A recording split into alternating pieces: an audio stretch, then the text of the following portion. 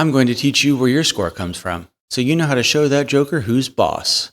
We're going to cover scoring basics, the phases of a Balatro run, joker needs by phase, and joker placement. So if you're struggling to get your first win in Balatro, or clear gold stake, or if you want to score in the E's and you just can't make it happen, then stick around. By the end of this video, you'll be equipped to blast your scores into orbit. The most basic scoring in this game is in round 1. This is one of the only times when you can mentally calculate if you have a winner or not. To beat the Ante 1 small blind on any stake, you need to score 300 points. And you want to do this in one hand if possible so you can get the extra money from hands left over. Typically, the easiest way to one-shot round 1 is to look at your starting draw and see if you're closer to a straight or a flush. Both of these hands have ×4 mult at level 1, and if you start with an open-ended straight draw, or 4 to a flush, your chances of hitting either are pretty close to the same. Even if you only have 3 to a flush at the start, with 3 discards, you've got a pretty good chance of getting there. 300 divided by 4 is 75, and this means that you need to get the chip value of your hand to 75 or greater to win in one hand. With the straight, you get 30 base chips, so to get to 75, we need 45 chips from our cards. Playing a straight that starts at an 8 will get the job done. A flush has a base of 35 chips, so play a hand where the points from the cards add up to 40. An important fundamental concept of scoring big numbers is that the closer your chips and mult are to the same number, the higher your score will be. I think it was in one of Raffles' videos when I first heard of this concept. The easiest way to intuitively understand this is to imagine you're making a multiplication problem. You have 10 points to spend, and you can put the points into either chips or mult. If you put 1 point into chips and then 9 into mult, your final answer is 9. It gets better if we put 2 chips and 8 into mult. Now we score 16 points. This trend continues until we get to 5 times 5 for a total of 25 points. Keep this concept in mind. It's super important early in a run, and then again at the end with joker placement. With our balance concept in mind, let's look at the hands we can play early in a run. A flush has a base of 35 chips. Then we play cards, and we add more chips on top of that. Even the worst possible flush has a total of 56 chips and only 4 mult. This means our score is very unbalanced and weighted heavily towards chips. So your first priority in a run is to get a decent plus mult joker. On its own, our flush scores 224 points. If we add a droll joker to that, it jumps to 784. The worst possible flush will get you more than the 600 points you need to clear the Ante 1 boss blind in one hand. But what if a droll joker isn't offered, and we start with this hand? We're not close to either a straight or a flush, and our pair is only worth 60 points. The base chips on pair are less than flush at 30, but it's still very unbalanced. If we add jolly joker for +8 mult, we can now clear the Ante 1 boss blind in 2 hands. Either a raised fist or a banana will let us hit it in 1. Let's compare that to a banner when you have your starting 3 discards left. A pair that scores 300 points using jolly joker only scores 240 points with the banner. If your only good offer is a plus chips joker, then take it, but generally speaking, plus mult is a higher priority at the beginning. X mult is another early game trap. Our 60-point pair only scores 120 with a photograph. This is much worse than jolly joker, but why? I thought photograph was a great joker. OP even.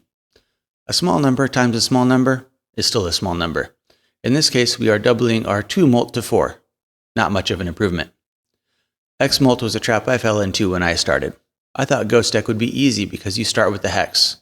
But if you only have 10 mult, then polychrome adds +5, which is worse than a lot of common jokers. The way I like to understand the relative strength of jokers in the early game is to convert them all to X mult values. Let's use this 80 chip flush for example. With this, we have 80 chips and 4 base mult for a score of 320 points. If we play a photograph, that's ×2 on our mult to take our score up to 640 chips. Now, let's say we play a fresh ice cream for +100 chips. Our score becomes 720. We had 80 chips before, and with the ice cream we now have 180. So the ice cream is functionally a 2.2x joker. This means early in the game, an ice cream is better than a photograph, before it starts to melt. It gets even more drastic if we look at plus mult jokers. Since we're playing flush, let's use droll joker. That gives us +10, taking our mult from 4 to 14. This means Droll Joker is a 3.5x Joker here, and we score over 1,000 points. Hopefully you can see how converting the effects of Jokers to X-Mult helps you understand their relative strength. The quick takeaway from all this is that plus Mult is your highest priority in the early game. 2 good plus Mult Jokers can let you coast through the first couple antes to get your economy in order for the mid-game. This video isn't about the economy in Balatro, but once you've sorted out your early game scoring needs, this is the time to deal with it. In Balatro, money is the key to victory. If you started a run with $1,000, you'd be virtually guaranteed to win. Rerolls, card packs, tarot and planet cards are so vital to building your deck that even a couple extra in a run can make the difference between an easy victory and a slow death in Ante 5. Whenever possible, be at the interest cap. That extra $5 around is more helpful than you think. Also, economy isn't just dollars. Blue and purple seals count too. Every card you get for free is one you don't have to buy. When I'm playing, I try to put my blue seals on cards I want to play. Something I learned from Balatro University. If you put a blue seal on a 4, when your deck is centered around face cards, that blue seal is 100% a dead card. It's effectively -1 hand size. If you put it on a king, you can choose whether to use it for scoring or keep it for the planet. It's more beneficial to forego a blue seal by playing it to win than it is to discard it in the hopes of drawing a winner. The opposite is true for purple seals. If you're going to throw it away anyway, it's okay to have the purple seal on a card you aren't going to play.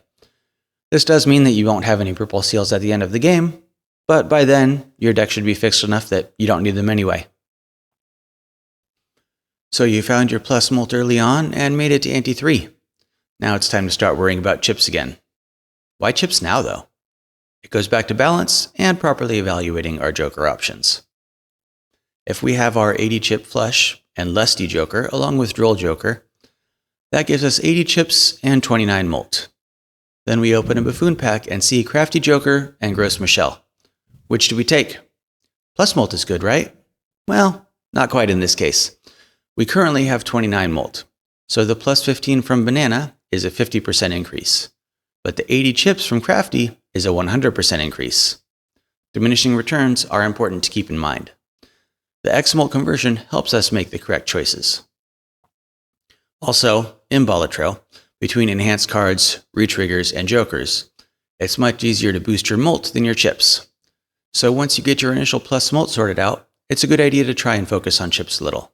And ideally, you want to get chips in a way that doesn't cost you a Joker slot. So how do we do that? Planet cards add chips and Mult to your hands, but they add more chips. This means planet cards are a great complement to our Jokers. While it certainly can be useful to take a good chips Joker when you have the space for it, focusing on acquiring planet cards in the mid-game will set you up for success long-term. Let's take a look at 2-pair. At level 1, it scores 20 times 2. At level 5, it scores 100 times 6. Clever Joker is the plus chips Joker for 2-pair, and it gives you 80 chips. So just 4 Uranus give you the same permanent boost as Clever Joker without taking up a Joker slot. Getting blue seals and opening as many planet packs as you can will help you greatly.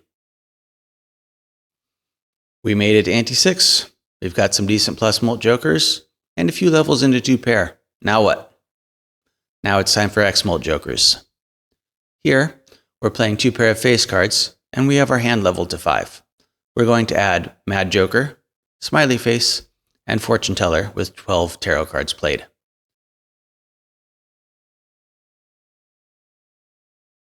This makes our hand worth 140 chips and 48 Mult. With 48 Mult, any plus Mult Joker is going to be insignificant. Gross Michelle's plus 15 is roughly a 1.3x Joker at this point. But what if we had Michelle earlier in the game, and we come across a Cavendish? The times 3 from Cavendish is worth 96 Mult. Our 2-pair now scores 20k. Let's say we get a Constellation and use 10 planet cards.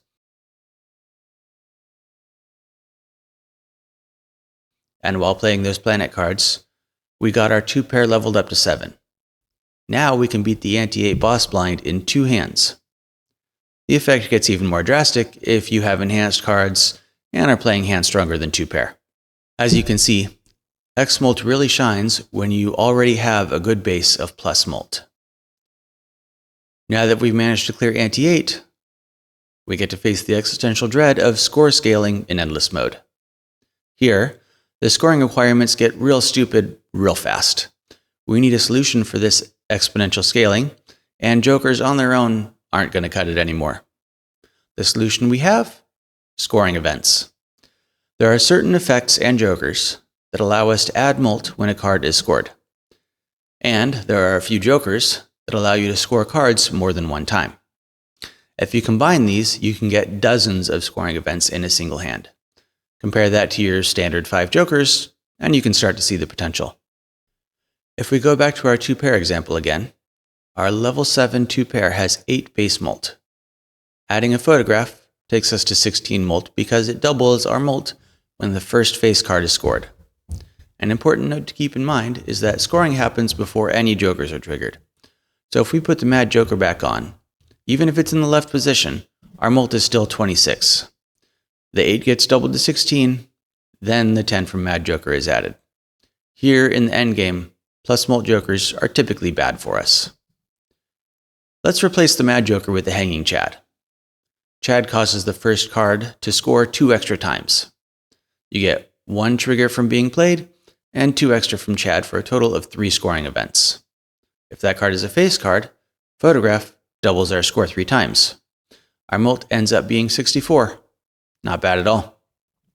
While the photograph doesn't benefit from the Mult of other jokers, it does benefit from the Mult on cards. Make that king a Mult card, and our final Mult jumps to 120. And if it also has a red seal on it for 1 extra trigger,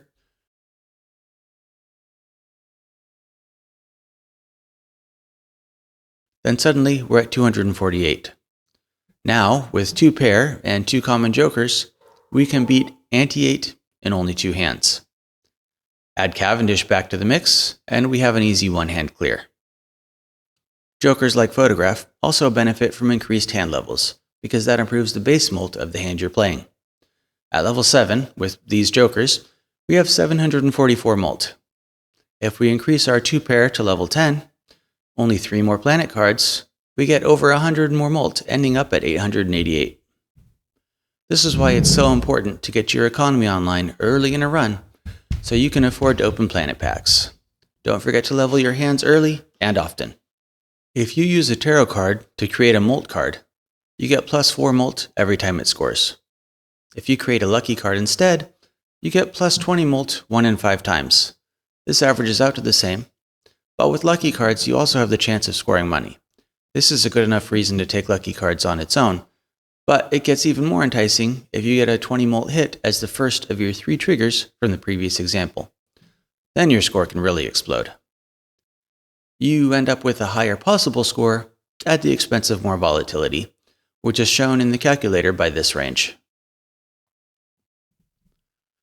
For the sake of keeping the examples simple in this video, I'm using Mult cards, but lucky cards are better. Now that we're hooked on the power of retriggers, what else can we do? Sock and Buskin retriggers all of our face cards an extra time. What if we also got an Onyx Agate earlier in the run, and we've been building around it? If you used a few Moon tarot cards, it's not hard to play a hand of 4 or 5 club face cards. So we unlocked Flush House earlier, and have it leveled to 5 already. This is a very reasonable setup to have by Ante 9. As things stand now, let's see how many triggers we have on the first card. 1 from playing it, 1 from the red seal, 2 from Hanging Chad, and 1 from Sock and Buskin for a total of 5 triggers. That means whatever our base Mult is on our hand, it gets doubled 5 times by the photograph. Also, Onyx Agate triggers when scored, and the bonus from that is getting doubled as well. But we can do even better. If we got a blueprint and put it on the photograph, now our score gets doubled 10 times. Shenanigans abound. There's just no way you're getting 45,000 Mult with plus and times Mult jokers alone. Also, you can see why we don't care about plus chips jokers anymore. Why would I want to add 100 chips, or even 1,000, when I could use that joker slot to double tens of thousands of Mult? This late in the game, your chips come from planet cards. let the planets do their job, and focus on scoring events. That example was pretty good, but it was still a relatively tame and achievable score. What if we do a little extra work? To get this done, you have to be building towards it for a long time, but it's not uncommon to see a setup like what I'm about to show you by the time you get to the antes and the teens. You've got 5 of a kind unlocked, and using the shop and blue seals, you've leveled it to 15. Then you found either a blueprint or brainstorm in the shop, and later found the other one or used an invisible joker to duplicate it. Then you fill out your roster with a sock and buskin. Now we're getting almost 2 million mult. Not too shabby. And this is with no legendary jokers. If we somehow got very lucky and were able to replace our photograph with a tribule, well then forget about score, even our mult is in the ease. Now that we're in the late game, we've had a whole run to build up an arsenal of jokers. We've managed our economy, and we have plenty of money, so we either found an invisible joker or had a showman for a minute. All this allowed us to collect the following lineup: Hanging Chad, Photograph, 2 copies of Blueprint, and a Brainstorm, along with the spare trousers that we've triggered 20 times. Also, the hand we're playing is 5 of a kind at level 10. The first thing to keep in mind here is that the position of the pants doesn't matter as long as it's absolutely not being copied. Mult from jokers gets added after scoring events, so the pants cannot help our photograph in any way. You might see this collection of jokers and think, I should full copy the Hanging Chad so that photograph has as many triggers as possible. So we set up our jokers like this and score 11 million points. Then you might think, okay, the photograph doubles our score, so I want to have everything copy that. I won't get as many triggers, but I'll get 3 times as many doublings. This is a step in the right direction, and we now score 80 million points. What accounts for the difference in these 2 layouts? Remember that our goal is to get as many doubles as possible, and we can get an extra double by either triggering again or having another photograph. So we need to count our triggers and our doublings, and then arrange our jokers to maximize them. In the first example, we had 1 trigger from playing the card, 2 from Chad, 2 from Blueprint, 2 from Blueprint, and 2 from Brainstorm, for a total of 9 triggers. And our photograph gives us 1 doubling for each trigger. 9 times 1 is 9, so our base mult from 5 of a kind is getting multiplied by 2 to the 9th power, and having 40 added to that. The final mult is 20,010. In our second example, for triggers we have 1 from the play and 2 from the Chad for a total of 3 triggers. Then for doublings, we have 1 from Photo, 1 from Blueprint, 1 from Blueprint, and 1 from Brainstorm. So for each of our 3 triggers, we have 4 doublings. 3 times 4 is 12, so there will be 12 doublings this time instead of 9, making our mult almost 160,000. But we can do better. This gets a little tricky because Chad gives us 2 triggers, but if we arrange the jokers this way, it gives us 5 scoring events, and then copy the photograph twice for 3 doublings. 3 times 5 is 15. Now we have over 1 million mult. Spiffy. I picked that first example because it was one that I felt you could pretty easily get yourself into, and it was a good way to start to understand the concept. This example is more extreme, but I think it makes the idea of balancing triggers and mult easier to wrap your head around. Let's say we're doing high score endless run, and we've planned it that way from the start. So we've been building towards flush 5 the whole way. We're at ante 12, and the hand is up to level 30 through some judicious use of blue seals and lots of shop rerolling. In addition to that, we've been using invisible jokers, an ectoplasm, and a showman to get the following collection: 2 blueprints, 2 brainstorms, an idol, and a sock and buskin. A quick note on sock versus Chad. Chad plays your first card 2 extra times. With photograph, only the first card contributes to doubling. So if you have a photograph, then Chad is better than sock because you get 3 doublings versus 2. But if you have idol, then every card played doubles the score, so sock becomes better. With a 5-card hand, you get 7 triggers from Hanging Chad, but you get 10 from sock. That's why we're using sock idol here instead of photo Chad. We can do the same exercise here that we did with the first example. Thinking back to the beginning of the video, we want to balance our equation. That is, our triggers and our mult for the highest score.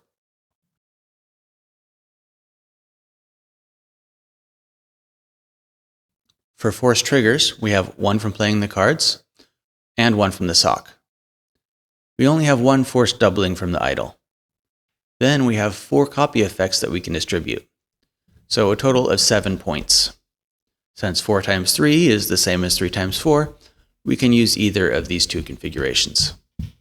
If you have red seals, that can also be accounted for. Just remember that those count as an extra trigger. With a red seal, we have 3 forced triggers and 1 forced mult. So with our 4 optional jokers, just try to make it 4 triggers times 4 mult. The last major thing to consider is the plasma deck. I haven't really played the plasma deck yet, so what I'm about to tell you comes from observations of other people playing and using the calculator. Take everything said in this section with a pinch of salt. How does plasma deck work? When you play your hand, it does all the scoring events and joker stuff first. Once your chips and mult values are calculated, it adds them together, divides the total by 2, and sets that number as the mult value and the chips value. In the case of this level 1 pair of kings, it's 30 chips plus 2 mult, which results in 16 times 16. What does this mean for our jokers? In the endgame, it doesn't change anything. There's no way to get millions of chips, and there's no way to get millions of mult with anything other than retriggers and X-mult jokers. Our early and mid-game change drastically though. Now, it doesn't matter if we add chips or mult since they're fungible. Our only goal is to add the biggest number possible. This means that something like Sly Joker, which is a C-tier first pick on any other deck, becomes a great first choice on Plasma. It adds 50 chips, and 50 is a lot more than the mult you'll find on any other Joker. On Plasma deck, as long as you're sticking to plus chips and plus mult, pick the Joker that gives you the biggest total number. Also, foil Jokers are great picks early in a run on Plasma deck, even if they're totally useless to you otherwise. Using planet cards is still a priority because in the late game, you're going to want to switch to X-mult and retriggers, so you need a good base of mult from your hand to build off of. I hope you found this information helpful. For most of the video, I used the fantastic Balatro calculator created by FHE on GitHub, which I'll link to in the description if you want to give it a go. Is there anything you're still confused about? Please let me know in the comments. Also, what topic would you like me to cover next? And please consider liking and subscribing. I would appreciate it. Thanks for watching.